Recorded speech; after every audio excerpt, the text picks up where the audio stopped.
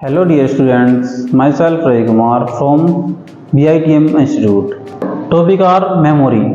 Memory क्या होती है? Storage device.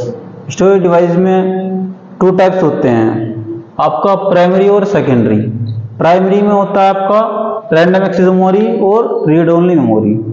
प्राइमरी मेमोरी आपकी रैंडम एक्सेस मेमोरी में टू टाइप्स होते हैं, स्टैटिक रैंडम एक्सेस मेमोरी और डायनेमिक रैंडम एक्सेस मेमोरी। और रीड ओनली मेमोरी में आपके थ्री टाइप्स होते हैं, programmable read only memory, erasable programmable read only memory, electrically erasable programmable read only memory. And secondary memory are fixed memory और removable memory.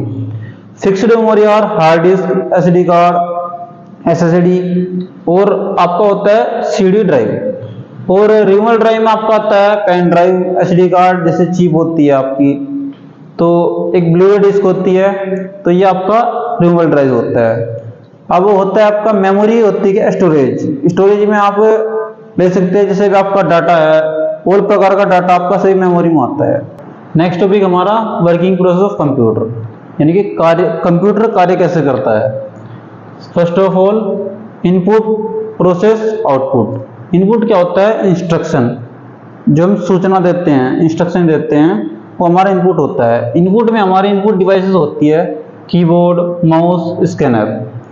Process में हमारा storage होता है, स्टोरेज के द्वारा ही प्रोसेसिंग होती है। उसमें हमारा एक पार्ट और होता है ALU, अर्थमेटिकल लॉजिकल यूनिट, क्योंकि किसके अंदर काम करता है? हमारा CPU, सेंट्रल प्रोसेसिंग कंप्यूटर, जो होता है हमारा द ब्रेन ऑफ कंप्यूटर।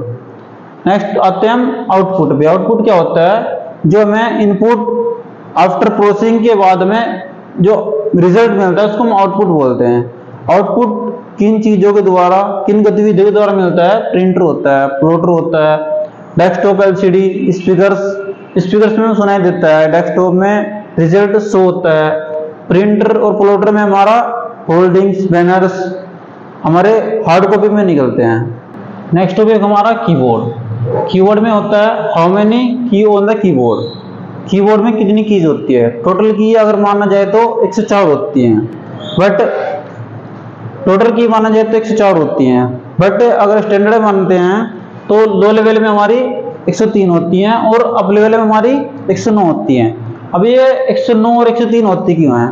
जैसे हमारे सिंपल कीबोर्ड होते हैं तो उसमें 103 की होती हैं, लेकिन जैसे स्टैंडर्ड होते हैं उनमें अलग अलग की होती है, फंक्शन की होती है, फंक्शन की के साथ एक्स्ट्रा कीज होती है, जैसे वॉल्यूम कीज। तो ऐसे करके स्टैंडर्ड कीबोर्ड में 109 तक होती है। नेक्स्ट आता है आपका टाइप्स ऑफ कीज, कितने टाइप्स की होती है।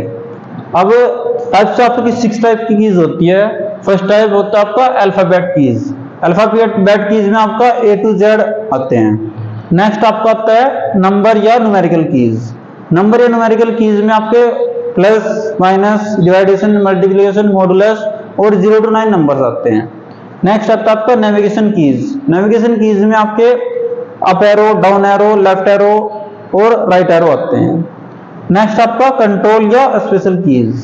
कंट्रोल या स्पेशल कीज में आपके शिफ्ट, कंट्रोल, ऑल्ट फंक्शन और आपके पेज अप, पेज डाउन, ये सभी आपके नेविगेशन कीज में आते हैं। नेक्स्ट है आपका फंक्शन कीज।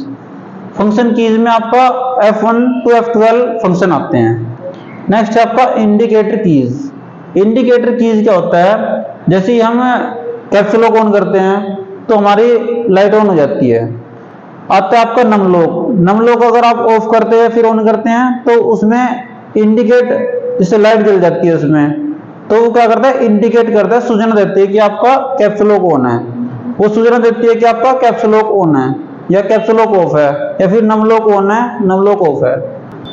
तो आज के लिए हमारी इतनी वीडियो, मिलते हैं नेक्स्ट टॉपिक में नेक्स्ट टॉपिक के साथ। Thank you.